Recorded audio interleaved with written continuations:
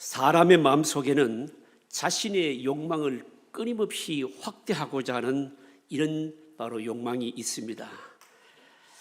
자신의 능력을 끊임없이 확대하는 것 여러분 나쁜 것일까요? 작은 산을 넘으면 또 산이 있지 않습니까? 뭔가 능력을 발휘해서 욕망을 이루면 그 다음 욕망을 이루는 것 그 자체는 나쁘지를 않습니다. 작은 집을 마련하면 다음에는 좀 큰 집 사고 싶고요. 작은 회사를 여러분 일구고 나면 그 회사를 더 크게 키우고 싶고 결코 나쁜 것이 여러분 아닙니다. 근데 이런 욕망은요 개인에게뿐만 아니고 사회에도 있고 공동체에도 여러분 있습니다. 우리나라가 유독 일본하고 뭘 하게 되면요 온 국민이 신경을 곤두세우면서 그러면서 흥분하잖아요. 그 이유가 뭘까요?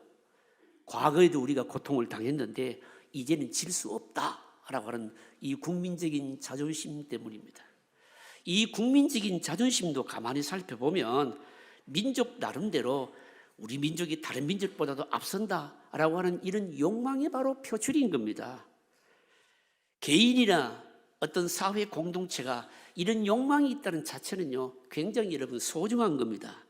새로운 어떤 일을 시도하게 만드는 원동력이 되기도 하고요.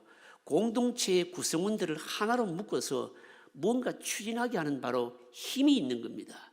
그래서 국가를 발전시키기도 하고 인류 문명에 기여하기도 하고 사실은 여러분 하나님께서 우리에게 주신 바로 좋은 축복인 겁니다. 여러분요. 그런데 문제가 뭔가 하면 하나님께서 이런 것을 기뻐하지 아니하실 때가 있다라고 하는 겁니다. 언제일까요?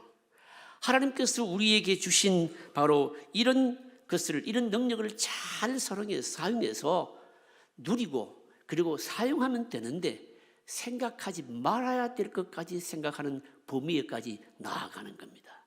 뭘까요? 그것을 사용하는 사람들의 마음, 정신, 바로 생각, 사고방식에 교만이 들어가서 하나님께서 주신 것을 누리면 될 터인데 그것을 가지고 하나님께 도전하고자 하는 생각을 가지는 것. 이때 하나님께서는 그것을 기뻐하지 아니하신다라고 하는 겁니다. 노아 홍수가 끝난 이후에 사람들이 조금씩 동쪽으로 이동을 하다가 시날 평지라고 하는 곳에 다다르게 됩니다. 여기에서요 함의 아들, 우리가 지난 시간에 들었지 않습니까? 노아의 세 아들이 있는데 부끄러운 아들이 둘째 아들 함이었는데 함의 아들 가르 구스의 후손인 니므롯이라고 하는 사람이요 이 시날 평지에서 지금까지 사람들이 해보지 않았던 어마어마한 일을 도모를 하게 됩니다. 오늘날의 시각에서 보게 되면 그건 별것 아닌데 아무것도 아닌데 당시의 입장에서 생편에서 보게 되면 이것은 과히 혁명적인 것이었습니다. 벽돌을 구워서요 성읍을 만들고 아주 높은 탑을 세우는 바로 이 일을 도모하게 된 겁니다. 그 자체는 나쁘지 않지만 하나님께서 그렇게 하시는 진짜 그 속 마음의 동기와 이유를 아시고 좋지 못하다 생각하시고 직접 오셔서 아주 고도의 방법으로 바로 이것을 무산시키는 내용이 오늘 본문의 내용입니다. 우리가 잘 알고 있는 바로 바벨탑 사건인 겁니다. 이 바벨탑 사건을 통해서 오늘 우리가 얻어야 될 교훈이 뭔가 하면 하나님께서 기뻐하시는 일이 있고 기뻐하지 아니하시는 일이 있다라고 하는 겁니다. 하나님께서 우리에게 주신 것을 다 복으로 감사함으로 아름답게 사용하고 누려야 되는데 그것을 가지고 하나님께 도전하고자 하는 이 교만한 생각은 하나님께서 대단히 싫어하신다라고 하는 겁니다. 하나님께서 우리에게 주신 것을 어떻게 잘 활용하고 복되게 누리며 그리고 그러면서 우리가 어떻게 우리의 바로 이 겸손한 마음으로 본분을 잘 지켜나갈 것인가 여기에 대해서 교훈하는 것이 오늘 본문의 내용인 겁니다. 먼저 한번 보겠습니다. 바벨탑 정신입니다. 홍수 위에 사람들은요 한 곳에 정착하지 못하고 계속해서 유랑 생활을 했습니다. 2절에 보시면 이에 그들이 동방으로 옮기다가 시날 평지를 만나 거기 거류하며 라고 말씀합니다. 노아의 방주가 멈추어선 아라랏 산에서부터 동쪽으로 옮겨가다가 시날 평지에 도착하게 된 겁니다. 여기서 위대한 기술을 하나 발견하는데 그게 뭔가 하면 점토를 구우면 돌처럼 단단하게 된 벽돌이 된다. 바로 이거였습니다. 3절에 보시면 서로 말하되 자 벽돌을 만들어 견고히 굽자 하고 이에 벽돌로 돌을 대신하며 역측으로 진흙을 대신하고 라고 말씀합니다. 돌은요 무겁기도 하고 다듬기도 힘들어서 높이 쌓아 올릴 수가 없습니다. 그런데 이 흙을 가지고 굽기 시작합니다.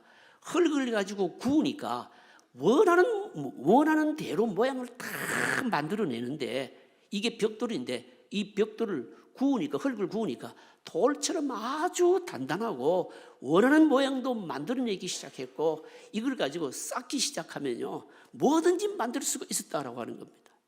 더군다나 역층을 가지고 연결하게 되면 무한히 높은 건물을 만들 수가 있고 사람이 원하는 대로 다 이루는 건물을 만들 수가 있었다.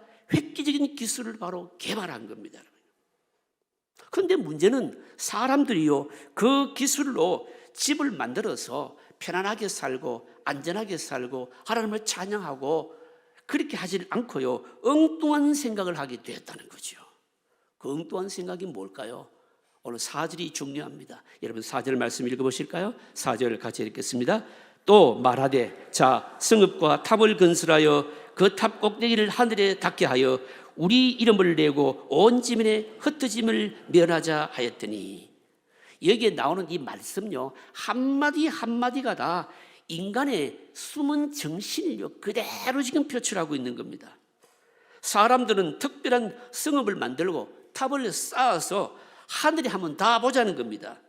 여기 하늘이라고 하는 것은 인간이 발을 딛고 있는 이 땅과는 반대 개념, 대조적인 개념인 그냥 눈에 보이는 공간적으로 하늘이 아니고 하나님의 영역을 말하는 겁니다. 그러니까 하늘에 닿게 하자. 무슨 말씀입니까 하면 한번 우리가 멋지게 이 기술을 사용해서 하나님께 한번 하나님의 영역에 한번 도전해 보자, 이르러 보자. 바로 이런 뜻입니다. 우리의 이름을 내자라고 하는 것은요 사람이 얼마나 위대한지 한번 보이자 이 뜻입니다. 흩어짐을 면하자. 인간의 힘을 집결하여서 이전에 홍수 때와 같이 이런 피해를 입지를 말고 지면에서 강력한 힘을 한번 발휘해서 한번 우리 이름을 한번 우리의 위대함을 힘을 한번 드러내자. 일종의 집합주의인 겁니다. 인간은요 한 사람 한 사람은 힘이 없지만 많이 모일수록 신과 같은 능력을 가질 수가 있다.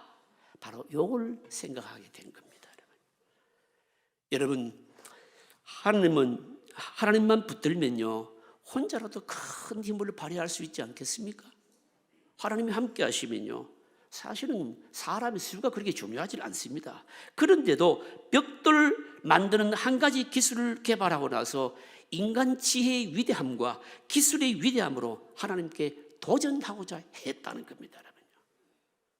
여러분 흙으로 벽돌을 구워서 여러분 건축을 하는 게 뭐가 잘못입니까? 여러분요 하나님께서 주신 바로 이 지혜로 생활의 편리함을 누리는 것 하나님께서 주신 복 아니겠습니까? 여러분요 그런데 사람들이요 원하는 것은요 그것만이 아니었다는 겁니다. 어떤 작은 가능성을 발견하고 그 가능성을 가지고 인간이 생각해서는 안 될 것까지 그 이상의 것을 생각하고 추구했다라고 하는 겁니다. 여러분 이게 바로 하나님 없는 인간의 문제라는 거죠. 여러분 벽돌을 만드는 기술을 개발했으니 우리가 못할 게 뭐 있겠느냐 이거죠. 여러분 이런 정신이 오늘 우리 시대도 여러분 있잖아요. 여러분 복제양 둘리를 만들었을 때 복제했을 때요 사람들이 뭐라고 생각했습니까? 아 이제 사람도 복제할 수 있겠구나 생각한 거 아닙니까? 인간 유전자 지도 게놈을 발견하고 완성하고 나서요 사실 오늘 인류는 생명공학 분야에서는 굉장히 지금 들떠 있습니다. 사람들의 수명을 무한히 연장시킬 수가 있겠구나. 이제는 난치병과 불치병을 싹 다 없앨 수가 있겠구나. 앞으로는 아이가 태어나면요 완전히 아인슈타인 같은 천재만 태어날 수도 있게 하겠구나. 이렇게 생각한 겁니다. 인간들이요 유전자 지도를 발견하고서 이것을 그러니까 유익한 목적에만 사용하지를 않고 상상할 수 없는 것까지 생각하고 바로 그것을 자꾸만 실행에 옮긴다는 겁니다. 새로운 어떤 가능성이 주어지니까 하나님께 감사하고 그것을 잘 사용해서 하나님의 영광을 드러내려고 하는 이런 의식, 목적을 가지지 않고 하나님을 몰아내려고 지금 달려들었다는 거죠, 여러분요. 벽돌을 만들기 전까지는요, 사람들의 마음이 가난했습니다. 감히 하나님을 거부하고, 물론 죄가 관영하긴 했지만 하나님께 직접적으로 도전하려고 하지는 않았습니다. 그러나 벽돌 하나 만들기 시작하더니 그 벽돌로 하나님을 몰아내려고 하고 있는 겁니다. 신할 평지에서 발견한 벽돌 한 장이요, 사람의 마음을 싹 바꾼 겁니다, 여러분. 벽돌 한 장이 사람의 마음을 한없이 교만하게 만들고요, 하나님을 그만 완전히 몰아내려고 한 겁니다, 여러분. 여러분, 오늘 우리가 살아가는 이 시대의 사람들의 시대 정신이 여러분 이거 아닙니까, 여러분요? 전기, 그리고 석유 에너지, 합성 석유, 컴퓨터 기술, 여러분 이런 것들을 보게 되면요, 인간의 발명이나 발견이요 얼마나 위대한지 참 놀라지요, 여러분요. 이 모든 것들이요, 하나님께서 우리를 사랑하셔서 우리에게 주신 것을 잘 발견해서 사용하는 겁니다, 여러분요. 사실은 이 모든 문명의 원제공자는 누구일까요? 하나님이시죠, 여러분요. 그런데 사람들은요, 이미 하나님께서 만드신 것을 가용해서 사용하면서도 인간 머리에 위대함을 자꾸만 이런 것들을 통해서 자랑하려고 했다라고 하는 겁니다. 바벨탑의 정신이 여러분 뭘까요? 인간에게 여러분 가능성이 조금 보이면 그때부터 변질된다. 이게 바벨탑 정신입니다. 아무런 가능성이 없을 때는요, 겸손하고 때로는 노예처럼 비굴해집니다. 그러나 가능성이 조금 보이는 그때부터는요, 눈에 보이는 게 없는 겁니다, 여러분. 그래서 작은 가능성이 보기 시작하면요, 자꾸만 인간을 자랑하고 위대함을 나타내고 속에 있는 것을 자꾸만 드러내고 찬양하고 싶어 한다는 겁니다. 바늘 구멍만한 귀에만 생기면은요, 생각을 발전시켜서 하늘에까지 올라가고자 한다는 겁니다, 여러분. 결국 여러분, 이 바벨탑은 하나님을 바로 우리의 삶에서 몰아내려고 하는 인본주의의 극치를 보여주고 있는 겁니다. 사실 오늘 우리는요, 형편이 안 되니까 다 죽어지려는 거 아닙니까? 형편만 개선되면요, 올라갈 때까지 올라갈 자들 아닙니까, 여러분요? 능력이 개발되고 환경이 개선되면요, 하나님을 내 마음에서 몰아내고 내 자신을 찬양하고자 하는 것이, 이게 바로 여러분 인간인 겁니다. 오늘 우리가 살고 있는 발전된 세상의 모습을 한번 보십시오. 인간 기술이 위대함이 보이지 뭐 하나님이 어디 보입니까, 여러분요? 여러분, 요즘은 무선으로도요, 사람 안 만나도 얼굴 보면서 다 여러분 통화하지 않습니까? 컴퓨터 앞에 앉아서 세계 곳곳의 정보를요 다 여러분 읽지 않습니까, 여러분요? 인간의 기술과 인간의 머리가 최고지 하나님을 잘 느끼지 못할 그런 세상에 우리가 살고 있지 않습니까, 여러분요? 오늘 우리가 늘 대하는 게 뭡니까? 인간의 힘이고요, 돈의 위대함이고요, 그리고 물질의 힘이고요, 기술의 승리, 늘 이런 것만 보죠, 여러분요. 하나님의 위대함을 느낄 수가 없는 겁니다, 여러분요. 하나님께 기도하면 잘 안 되는 것 같은데 돈 이기게 하고요, 그리고 또 다른 힘을 가지고 하게 되면요, 그 다음 날 일이 이루어지는 걸 여러분 많이 느끼잖아요, 여러분요. 옛날에는 방학이 되면요, 아이들이요 시골에 할머니 할아버지 댁에 갔습니다. 놀았습니다. 근데 요즘은 시골에요 절대로 안 갑니다. 왜 안 갈까요? 가봤자 별로 볼 게 없고요, 시골 할아버지 할머니 댁에 가서 자연을 보느니 바로 휴대폰 컴퓨터 앞에 앉아서 세계를 다 돌아다니고 있는 겁니다.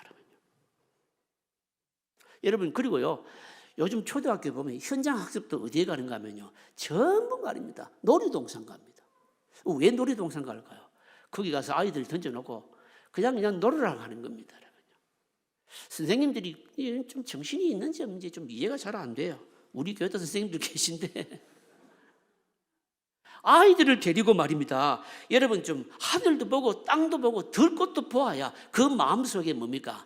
좀 하나님의 은혜가 심기지 않겠습니까, 여러분요? 그런 게 없다는 거죠, 여러분요. 오늘 우리가 살고 있는 이 세상 자체가 여러분 바벨탑입니다, 여러분. 사실은 바벨탑 안에 갇혀 있는 것 아닙니까, 여러분요? 하나님 안 보임입니다. 기술의 위대함, 여러분 돈의 위대함으로 도배가 되어 있지, 여러분 무슨 하나님의 위대함이 어디 있습니까, 여러분? 우리들의 여러분 마음도 여러분 바벨탑을 자꾸 쌓아서 사람의 인간의 위대함 여기에 바로 도취되면서 우리 안에서 자꾸 하나님을 몰아내고 있는 겁니다. 하나님의 존재를 부정하고 그리고 물질 문제만 해결되면요 이 세상에 낙원이 이루어진다. 물질주의, 사실은 우리 안에 쌓고 있는 바벨탑 아니겠습니까, 여러분요? 하나님을 대항하는 학문, 여러분 철학, 예술, 하나님을 배격하는 지식만능주의, 과학만능주의, 인간의 이성을 생활의 표준으로 삼고 있는 이 합리주의, 사실은 다 우리가 쌓고 있는 바벨탑인 겁니다. 모두가 화려해 보기도 하고 웅장해 보기도 하고 근사해 보기도 하고 살만도 하고 편리해 보기도 하는 겁니다. 그러나 알아야 될 것이 뭡니까? 하나님을 떠난 인간의 지혜는요 보잘것없다는 겁니다. 하나님께서 내려오셔서 그냥 한순간에 흩어버리시면요 그 끝이요 순식간에 비참한 종말로 끝이 나는 겁니다, 여러분.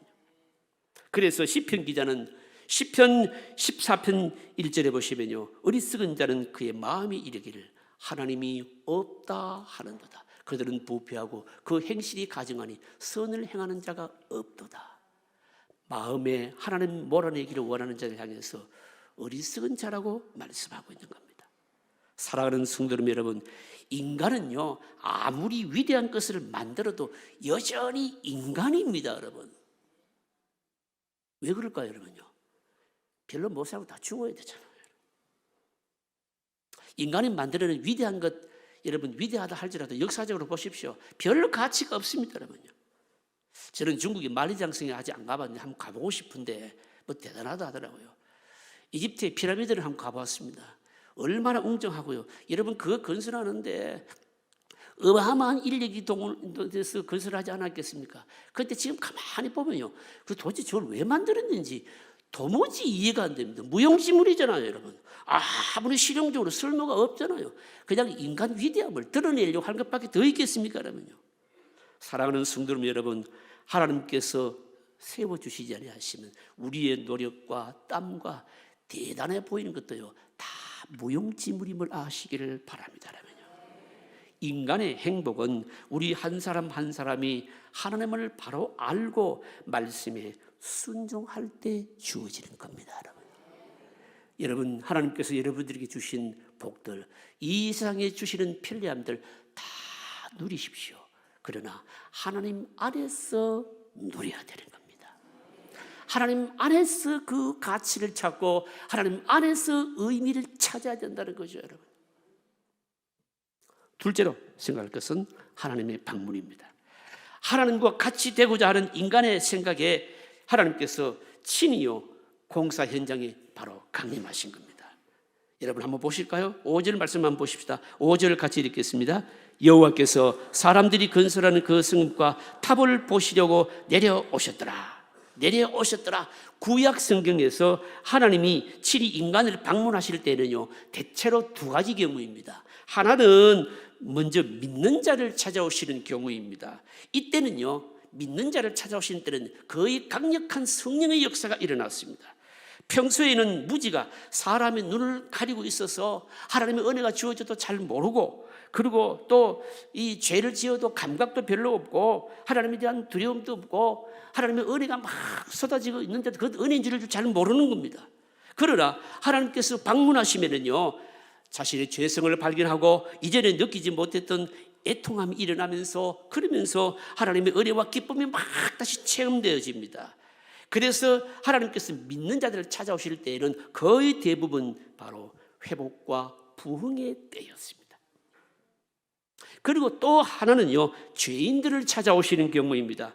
죄인들을 찾아오시는 때는요 거의가 다 심판을 위해서 찾아오시는 것이 대부분입니다. 대표적인 경우가 여러분 소돔과 고모라에 하나님이 오셨을 때 아닙니까? 소돔과 고모라에 하나님이 찾아오셨을 때는요 유황불로 심판하셨잖아요. 여러분 하나님께서 애굽 사람들을 찾아오셨을 때는요 모든 장자가 죽는 재앙이 일어났습니다.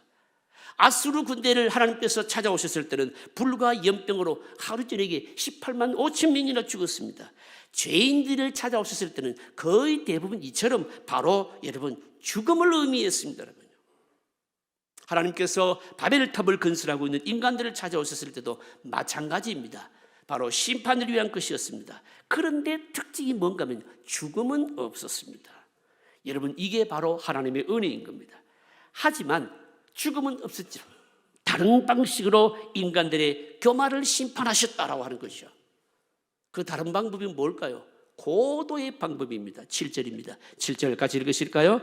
자, 우리가 내려가서 거기서 그들의 언어를 혼잡하게 하여 그들이 서로 알아듣지 못하게 하자 하시고, 그들의 언어를 혼잡하게 하심으로 말미암아 자신들이 끊임없이 높이려고 하는 이 인간들을 흩어버리셨다라고 하는 겁니다.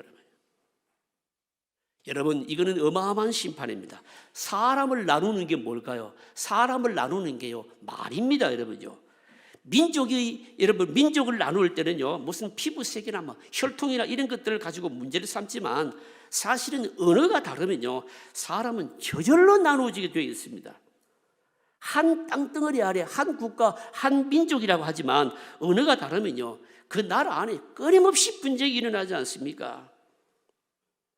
여러분, 우리나라에서 아무리 똑똑해도 외국에 가면요, 말이 안 통하니까 소용이 없잖아요, 여러분. 의사표시를 할 수 없기 때문인 겁니다. 바벨탑이 있기 이전까지는요, 사람들이 모두가 다 같은 언어를 사용했습니다. 1절에 보시면 온 땅의 언어가 하나요, 말이 하나였더라. 말이 하나니까 생각과 문화와 모든 것이 하나였습니다.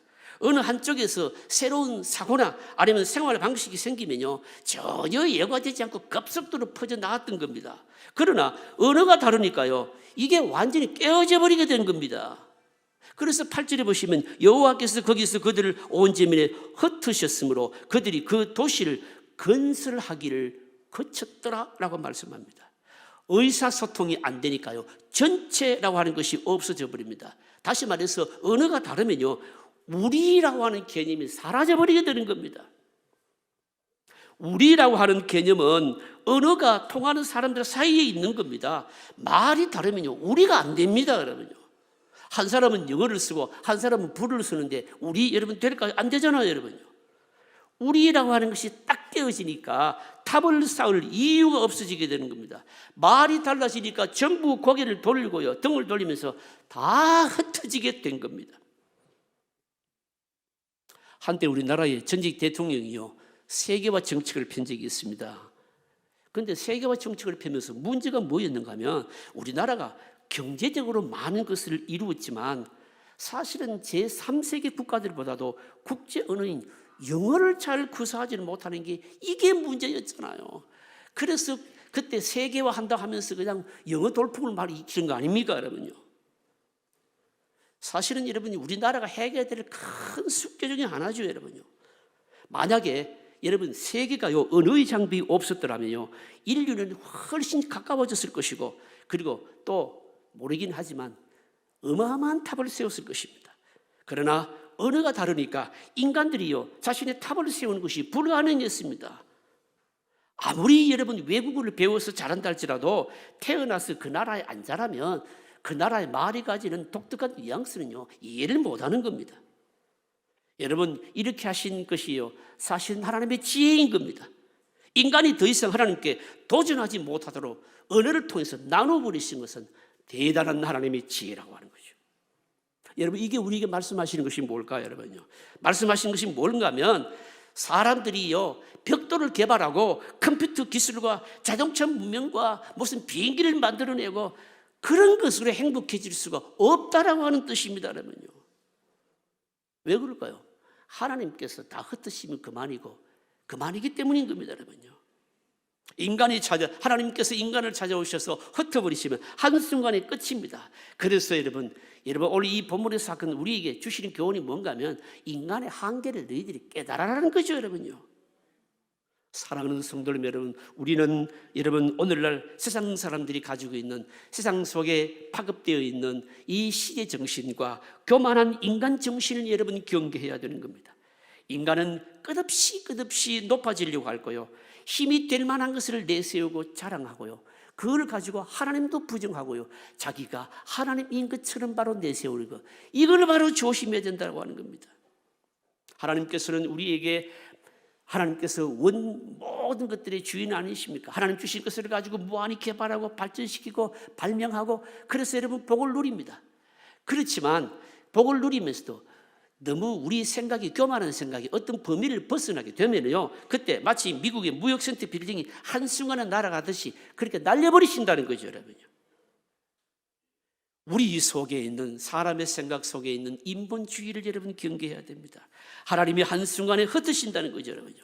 하나님 없이 아무리 위대한 일을 한다 할지라도 끝에 가서 보면 혼란이요, 여러분 분열만 남게 되는 겁니다. 하나님은 비웃으실 따름인 겁니다. 사랑하는 성도 여러분, 하나님 안에 모든 것이 의미를 가질 겁니다. 여러분들이, 저와 여러분들이 어떤 것을 가지고 있든지, 어떻게 사용되든지, 무엇을 가지고 무슨 일을 도모하든지 간에 다 하나님 안에서 하시기를 바랍니다.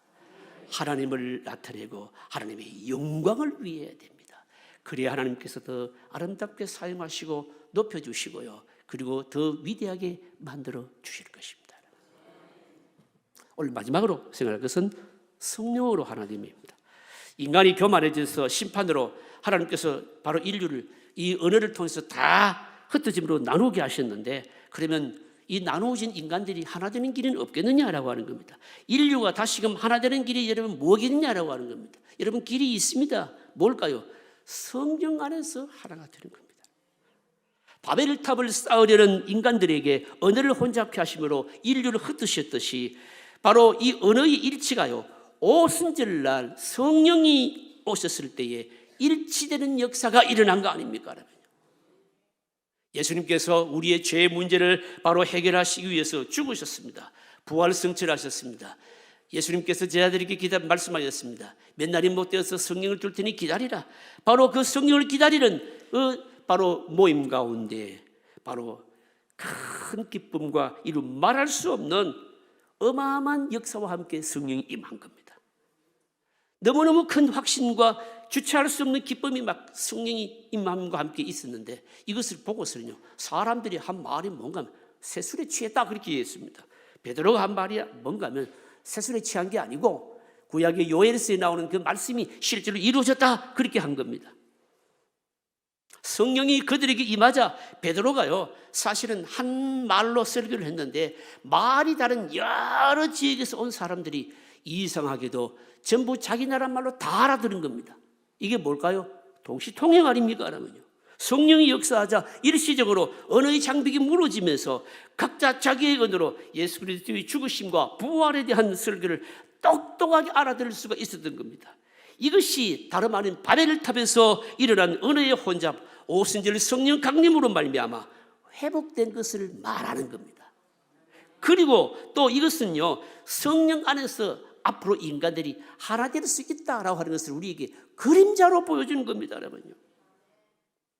여러분, 나누어진 세상이 하나 될 수 있는 길이 뭘까요? 여러분, 인류가 하나 되는 것은 기술도 아니고요, 스포츠도 아닙니다. 이번 수요일날 국회의원 선거가 있는데, 오늘 우리 예배 때 국회의원 선거 두 후보들이 오늘 다 우리 교회 예배 참석하셨네요. 여러분, 정치로 하나 되는 거 아닙니다, 여러분. 무슨 문명을 발전시킨다고 여러분 하나 되는 거 여러분 아닙니다. 컴퓨터를 통해서요, 사람들이 무슨 자료를 공유한다고 그런다고 하나 됩니까, 여러분요?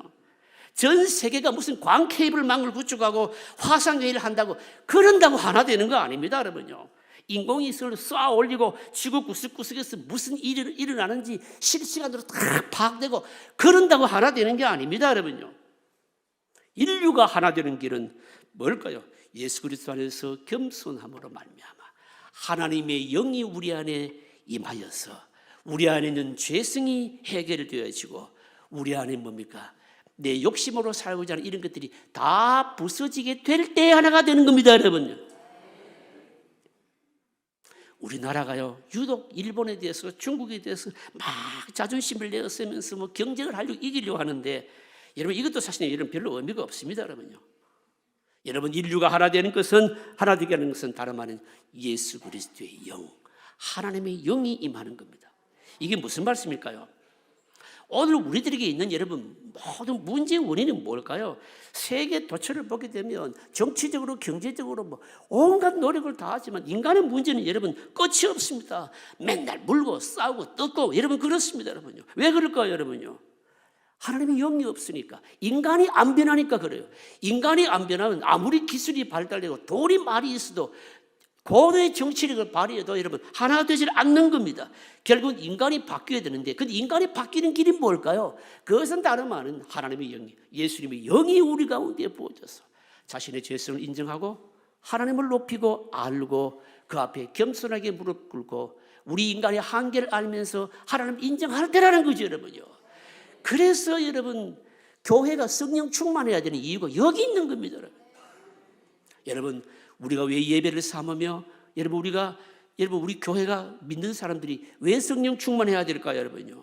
성령 충만해야 되는 이유가 뭔가 하면 우리가 좀 성령 충만해야 우리 마음속에 이기심이나 증오심이나 아니면 그 밖에 죄로 인한 이런 것들 좀 버리고 용서하고 용납하고 하나가 될 때 세상 사람들이 그래도 좀 믿는 사람들을 보면서 아, 저 예수쟁이들을 보고 우리도 좀 바뀌어야 되겠네 이러면서 바로 하나 되는 거라는 거죠, 여러분요. 여러분 그래서 우리는 하나님의 영으로 예수님의 영으로 충만해야 되고요. 하나님의 은혜가 아니면요 좋은 벽들로 그렇게 좋은 집으로 살면서도 병들고 미워하고 시기하고 이런 것은 끝이 없다는 거죠, 여러분요. 사랑하는 성도님 여러분, 오늘 우리들에게 다시 한번 사모해야 될 것이 여러분 뭘까요, 여러분요? 인간의 모든 문제를 해결하는 길은 다름 아닌 복음밖에 없다는 겁니다. 우리 마음이 변하도록 해야 된다고 하는 겁니다. 인간이 잘 살 수 있는 길은 여러분 기술이 발전해서가 아니고 사람이 사람답게 살 수 있는 것은 우리 마음속에 있는 죄로 말미암는 시기와 미움과 질투와 갈등과 이런 모든 것들이 없어지고 겸손해지게 될 때 기술도 아름다운 목적으로 사용하고 하나님께서 우리에게 주신 문화도 제 바른 목적으로 사용하게 되고 그럴 때 행복이 이루어진다는 걸 아니겠습니까? 여러분?